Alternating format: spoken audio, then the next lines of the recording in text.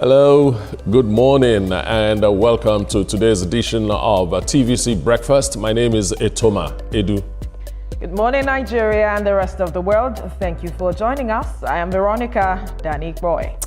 Good morning, Nigeria. Bonjour tout le monde. Nous sommes très contents que vous êtes ici aujourd'hui. So I had to speak French because on social media, someone told me that we have Francophone people watching the show and I never speak French. So I just greeted you good morning in French. I am Ria Abdul. Thanks for joining us. It's definitely going to be a beautiful morning. Absolutely. And it's going to be a beautiful morning, as she said. My name is Ibrahim Shita. Thank you so much for joining us on TVC Breakfast.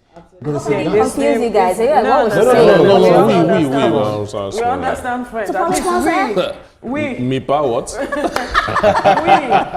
the answer. Oui. Anyway, it's the midweek updation already, right. Counting down to the weekend. And like you rightly pointed out, we need to talk about grassroots politics. Yeah. Very important, so that Nigerians can understand how they can participate in any way they can. That's the closest to the people. And then we'll touch on other stories, talking about trending now, and any other issue that we need to look at on the front pages of the newspapers this morning. But let's begin with this story, where the federal government of Nigeria and the United Kingdom have signed a multilateral memorandum of understanding to combat cybercrime between the two countries.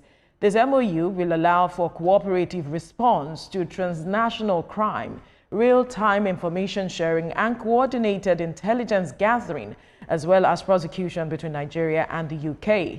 Attorney General of the Federation, Lateef Fagbemi, says the joint case team is a result of the need to fight cybercrime, and no better time than now to put this together in terms of this agreement between the UK and Nigeria, because in recent times we have seen an increase in matters concerning cybercrime, and Nigeria obviously is committed with the signing of the MoU to addressing these matters of cybercrime. A lot of people have lost monies. We know friends, we know people who have lost monies as a result of cybercrime. And now we're looking at how to protect Nigerians. I will say is the right step in the right direction. Yes, it is. It is. Taking into consideration the number of Nigerians that live in Britain and the amount of business that goes between Nigeria and Britain, and the fact that some of the big cybercrime busts around the world involves Nigerians and so on.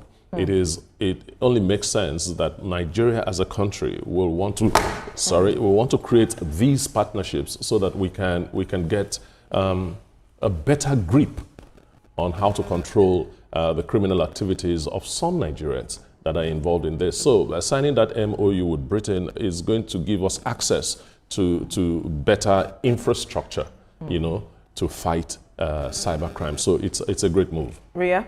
I think it's a step in the right direction, because when we talk about cybercrime, most of the times you hear people mention, oh, Nigeria. So I'm happy to see that at this point, you're seeing that they're signing it to eradicate that. And also, Veronica, if you look at it, we've had a number of cases of cybercrime, like a number of cases. We've seen people go depressed. We've seen people lose monies, lose their job because of this. And I say, when people collaborate, when we have, two giant countries like this collaborate, it's definitely for the betterment of Nigerians. And I feel like it's also going to reposition and change the perception people have about Nigeria when it comes to cybercrime. So I think this is definitely a step in the right direction.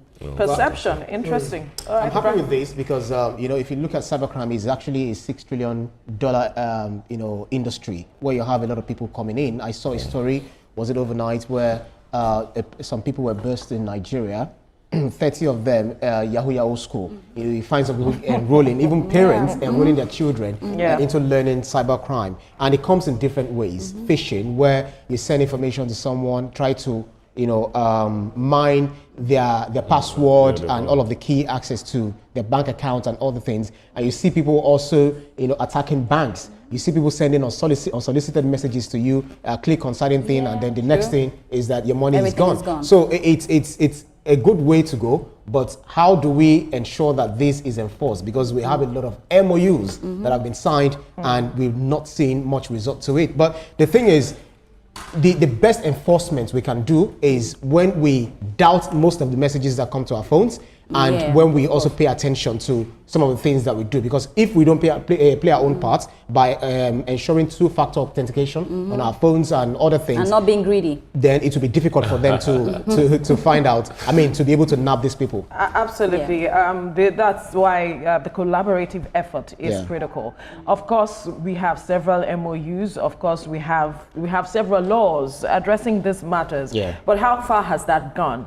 Collaboration now is key to driving anything you want to achieve as an individual and even as a country. So if you know that this country has the infrastructure, now we're looking at training persons. The judiciary is part of this as well because of prosecution and all of it. And all of them are going to be empowered with the necessary information that they need in terms of training at the end of the day. So that will help us know how to address our peculiarities when it comes to issues of cybercrime. Yes, you mentioned something about we understanding these issues individually. When you see certain information, don't just click and all of that.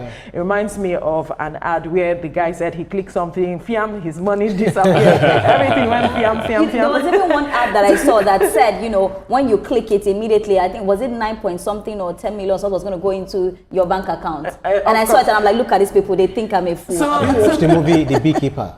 No, the beekeeper is so crazy that the old woman, all her savings in her old age, then she was made to lose all her money, and then it was a global, massive, industry where these people mine people's accounts and they steal them blind. It was a big business, and this guy had to just take them down. It's a serious work. It's a lucrative business, and we have even seen foreigners coming into Nigeria to also take advantage of young persons. But for a government that is looking at building our digital economy, it's important that these kinds of steps are taken to protecting Nigerians from these attacks. And I think it's a good one. Kudos to the government, and improvement on this will also go ahead to help Nigerians be a part of every step that government is taking. Let's quickly bring you the news update at this point.